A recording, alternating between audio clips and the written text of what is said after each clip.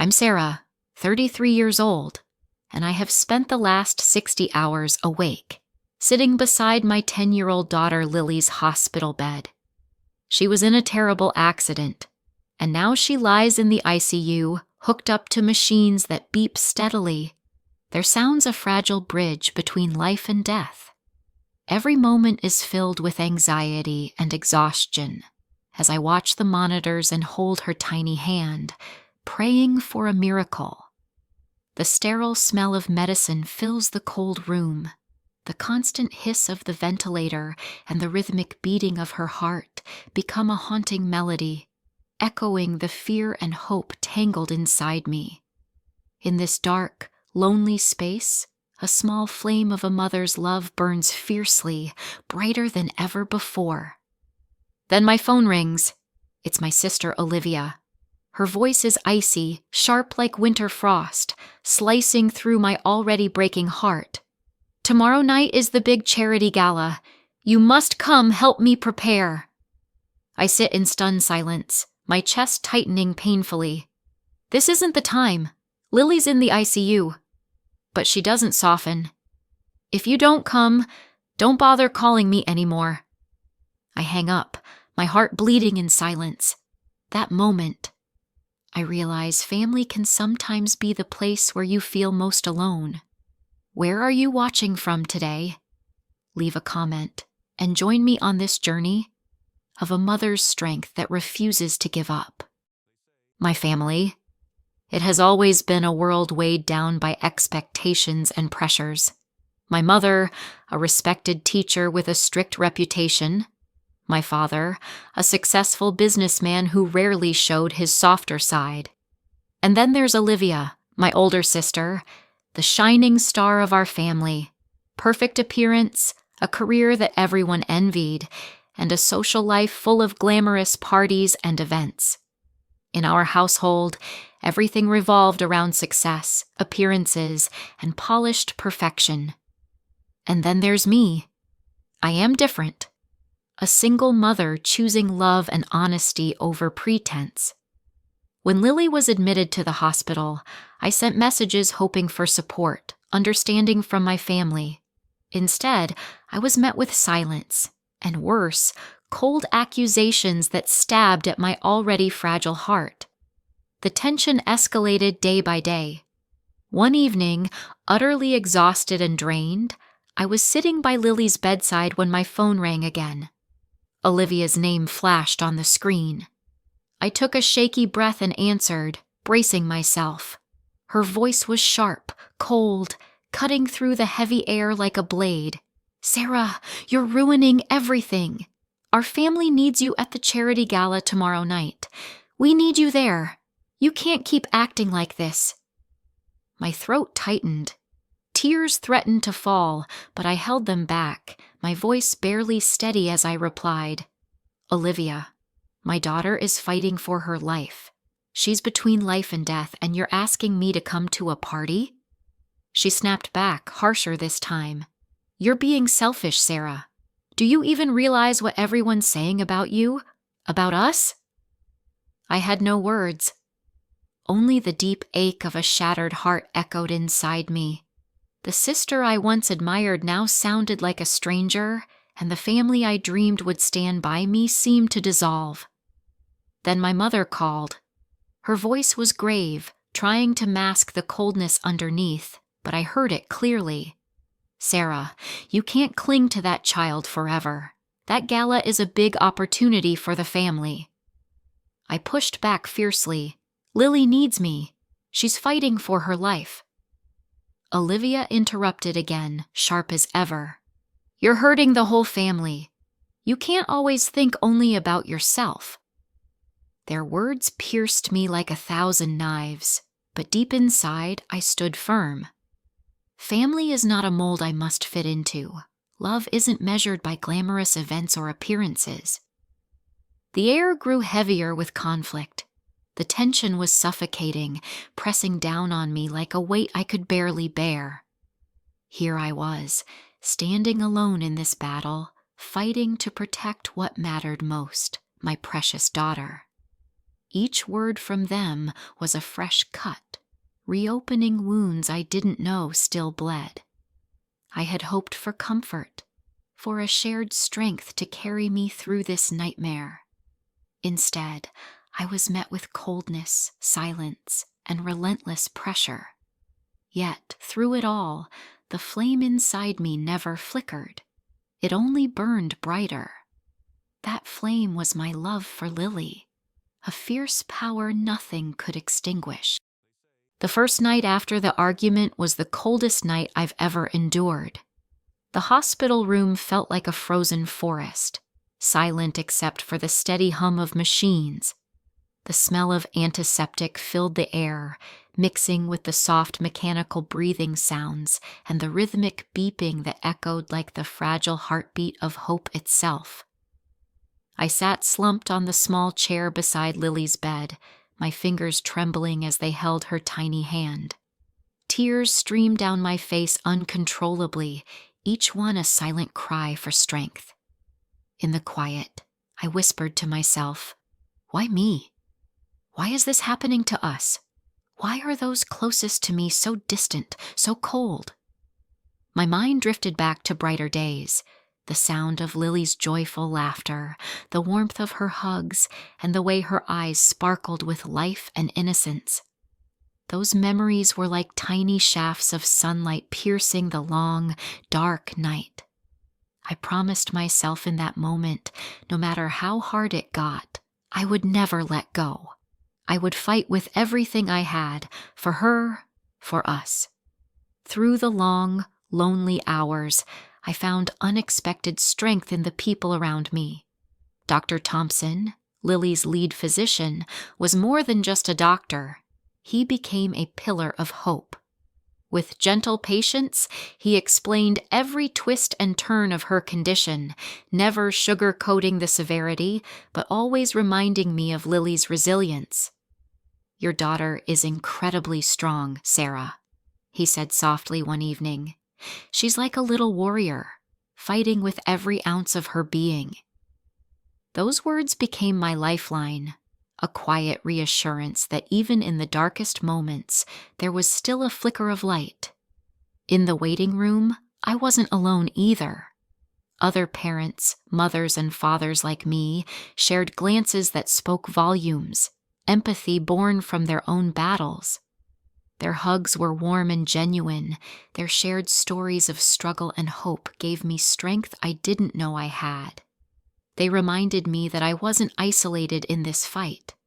In this shared vulnerability, we found a fragile but powerful community, a silent army standing side by side, united by love and the unyielding will to survive. That night, surrounded by beeping machines, cold walls, and strangers turned comrades, I realized that strength sometimes comes from the most unexpected places. And with Lily's hand in mine, I knew I would keep holding on, no matter what. The next day, I woke up feeling exhausted but determined. I knew I had to become more than just a mother. I had to be Lily's nurse, her advocate, her unwavering support. The sterile ICU had become my second home, and the endless stream of beeps and alarms were now the soundtrack of our fight for survival. I learned quickly that each number on the monitors wasn't just data. It was a heartbeat, a breath, a sign that Lily was still here, still fighting. I watched the fluctuating oxygen levels, the rising and falling blood pressure, the shifting patterns on the EEG with an intensity I never imagined I could muster. Dr. Thompson was patient and kind, more than a doctor. He was my guide through this unimaginable journey. He explained every test result, every procedure, and every potential outcome with gentle honesty. But what struck me most was his unwavering belief in Lily's strength. "Sarah, she's a fighter. Every small movement, every change you see, it's a victory," he said one afternoon as he checked her vitals. "Sometimes the smallest signs mean the most." I clung to his words like a lifeline. Each time Lily's fingers twitched or her eyelids fluttered, I felt a surge of hope rushing through me. Those tiny moments were gateways, fragile openings between life and death. There were times when the monitors would flatline or the readings would drop unexpectedly and my heart would stop for a moment. But then slowly, the numbers would climb again, as if Lily was telling me not to give up. In between the endless rounds of doctors and nurses, I found solace in the quiet conversations with the ICU staff. Nurses shared stories of past patients who had beaten the odds, offering me strength when mine felt depleted. I became familiar with the faces and names, the rhythms of their shifts, the gentle touch of a hand on my shoulder during moments I felt like breaking. Outside the room, in the waiting area, I wasn't alone. Other parents sat in chairs with tired eyes, some whispering prayers, others silently holding hands with loved ones. We shared a bond forged by fear, hope, and unconditional love, strangers brought together by circumstance. Sometimes a fellow mother would slip me a warm cup of coffee or a quiet word of encouragement. At other times, I would listen to their stories, the battles they'd fought and won, the grief they'd endured. Their resilience inspired me, reminding me that I was not alone in this terrifying fight. Every day, I became more attuned to Lily's subtle signals, a slight movement of a toe, a faint squeeze of my hand, a soft blink. Those moments were milestones in our journey, small beacons of light in the overwhelming darkness. It was as if we were walking a tightrope stretched between life and death, and with every step Lily took, no matter how small, I felt the weight of despair lift just a little. In this relentless battle, with machines beeping around us and the sterile hospital walls closing in, I discovered a strength I never knew I had. A fierce, unwavering love that refused to let go, that demanded we keep fighting, keep hoping. And so, with each passing hour, I stood guard, a silent warrior by Lily's side, ready to face whatever came next, fueled by the smallest signs of life and the boundless depths of a mother's love. The day Lily managed to move her little finger was one I will never forget. It was like touching a miracle for the first time. I sat beside her hospital bed, overwhelmed by a flood of emotions, hope, relief, and an unspoken promise that I would never stop fighting for her. Her fragile hand twitched ever so slightly in mine, and I felt my heart leap with joy. It was a sign that beneath the tubes and wires, beneath the swelling and pain, my daughter was still there, still fighting to come back to me. Those tiny movements marked the beginning of a slow but miraculous journey. Soon, soft giggles started to escape her lips, delicate sounds that shattered the heavy silence of the ICU. Her eyes, once dull and unresponsive, began to sparkle with curiosity, like a flower daring to bloom amidst the harshest winter. Every small smile, every fluttering blink became a beacon of hope lighting up the darkest nights. I treasured each step, no matter how tentative, because every moment meant progress. Watching her take her first shaky steps on legs too weak to hold her fully was more than just a physical milestone. It was a testament to her spirit's resilience and the unyielding power of love. I began to capture these moments, photos, videos, short updates, and shared them online. The response was overwhelming. Messages poured in from strangers and friends alike, sharing prayers, encouragement, and stories of their own battles. The virtual community became a lifeline, reminding me I was not alone in this fight. Despite the distance my family kept and the cold silences that still lingered between us, I found strength in this outpouring of genuine support.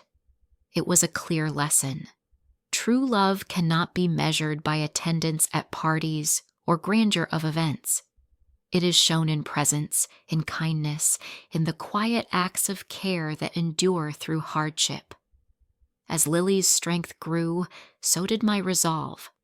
The path was still long, and the scars, both physical and emotional, were undeniable. But with each passing day, I saw more clearly that healing is not just about the body.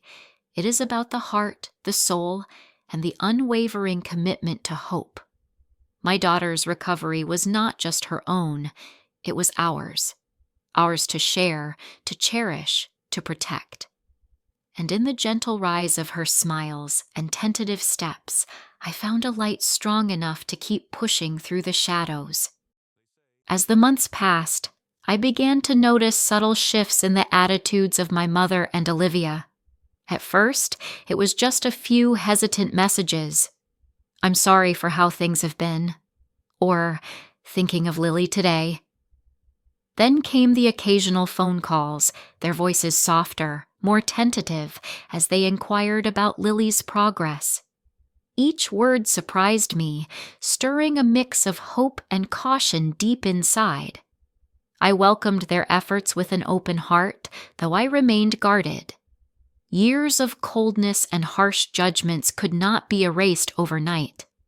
But I sensed they were starting to see things differently. Maybe they were beginning to understand that family isn't about grand events or polished appearances, but about showing up, truly showing up, when it matters most. This realization, painful as it was, gave me a quiet strength. I realized that sometimes it takes a crisis to crack the facade of perfection and reveal what really counts: presence, compassion, and unconditional love. Meanwhile, my circle of friends became my second family. These were the people who never judged, who listened without interruption, and who offered support without conditions. When exhaustion weighed me down, they brought meals to the hospital room or my apartment. When despair threatened to swallow me whole, they sat quietly by my side, sharing stories, lending shoulders to cry on. They were my lifeline when my own blood relatives seemed distant or distracted. These friends became the family I chose, a reminder that family is not just defined by DNA, but by those who stand by you in your darkest moments. Their unwavering kindness taught me a vital lesson. Love is about action, presence, and empathy, not perfection or obligation. With their help and the gradual thawing of my mother and sister's hearts, I began to believe in healing not just for Lily, but for all of us. Healing that would build bridges where walls once stood and restore hope where it had once flickered and dimmed. This new belief that love can transform even the deepest wounds became my guiding light. And as I looked at Lily, stronger each day, I knew I was not alone in this journey anymore. The ICU room was cold and sterile, like a frozen forest where every breath felt sharp and fragile. But inside that coldness, there burned a small flame, a flame of a mother's love, fierce and unwavering. That flame never went out, no matter how hard the winds blew, the harsh winds of indifference and coldness from those who should have stood by me. And my daughter Lily, like a brave snowflower, began to bloom slowly amidst the icy trials of life. Every family carries its own story, its own struggles, and no one has the right to judge your worth or the worth of your child. No one can measure your love or your fight. If anyone has ever called you weak because you chose to protect your family, remember this. True strength lies in love, in standing firm even when the world seems to turn its back on you. You are not alone in this. Share your story below. Hit like and subscribe so we can spread the power of hearts that never give up, that never lose hope. Together, we are stronger.